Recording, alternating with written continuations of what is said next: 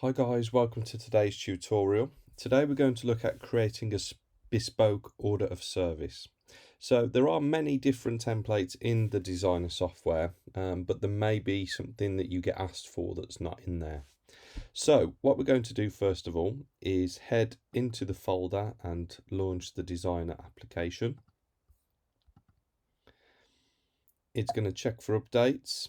And it may also say that it's detective live orders.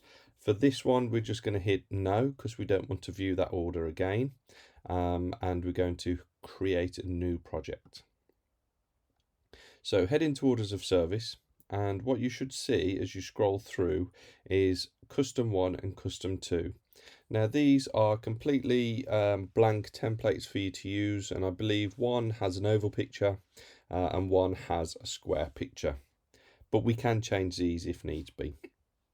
So what we're going to do, we're going to open custom 1 and start with that. We're going to skip the wizard. Remember here we want to put our project name in, so we'll go with Lloyd space hyphen and then today's date 10th of the 3rd 23, and then hit create. Okay, so as you can see here, it's very plain. The text is all there, ready for you to go. One thing you should notice is the blue lines that are down the pages. This just symbolizes the center of each part of the page. So the one in the middle is the center line where the fold would be, and then this blue line and this blue line is the center of this square or this rectangle, which is important. Okay, so what we're going to do in order to add our background image, what you would where you would get this from is maybe somewhere like Google or something like that. Maybe the client would supply an image that you would scan in.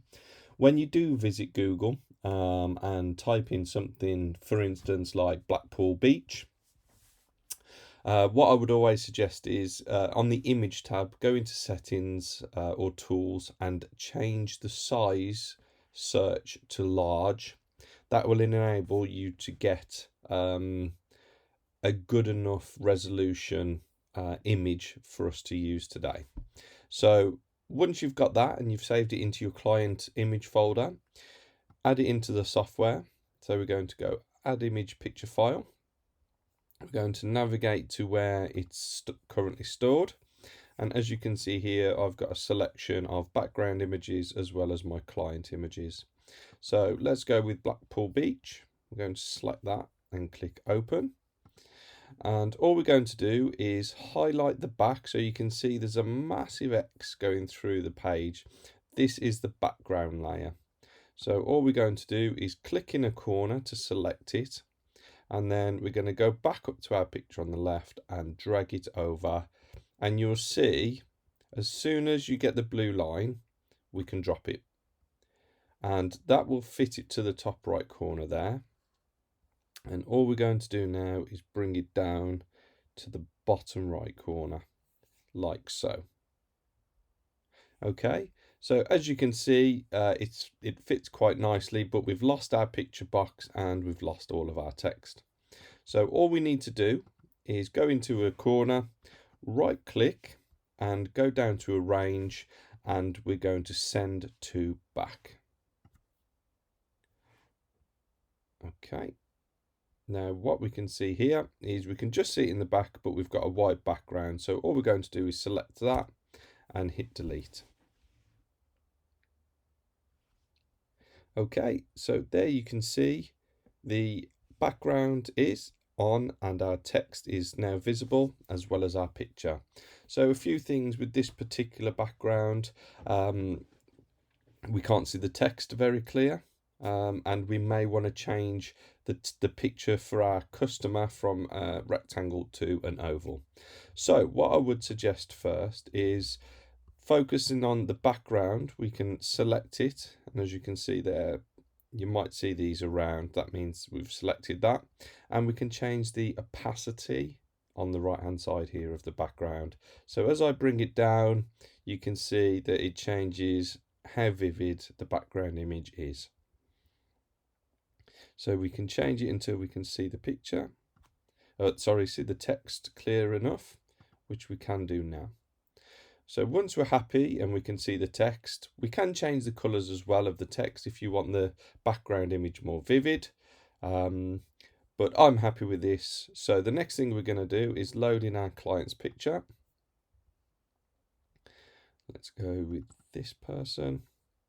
Okay, and again, all we're going to do is drag her over into the box. And as you can see, it's slightly off center. So all we're going to do is just double click, bring up the crop picture box, and then we can focus this where we want to, like so, and just brings her back into the center. Okay, if our client would prefer an oval picture box, all we need to do is highlight the picture box here, go back over to the right hand side, and as you can see, it's as simple as that.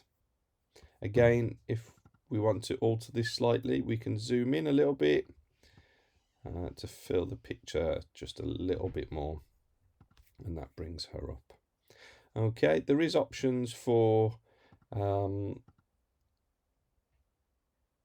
diamond shape, or we can make it into a square just by dragging this up like so. So it is really, it's quite good, and you can make different sizes. Once you're happy with the outside and you've added all of the text, then you can head on into the inside. And again, if we want to use the same picture, all we're going to do is drag it into the top left corner and then pull it down. And again, we're just going to right click on the background, go to arrange and send to back. And there you go, you can see the text come up. So all we need to do now is just change the opacity, and again we can see the text. One thing that you should be aware of with the images that you get from the internet is if they are low resolution, you will get a red box come up, or a red triangle with a white exclamation mark in. And as you can see there, it just informs you that the picture is low quality.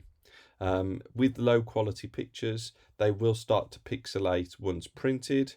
Faded out, they should be okay. But just be very careful.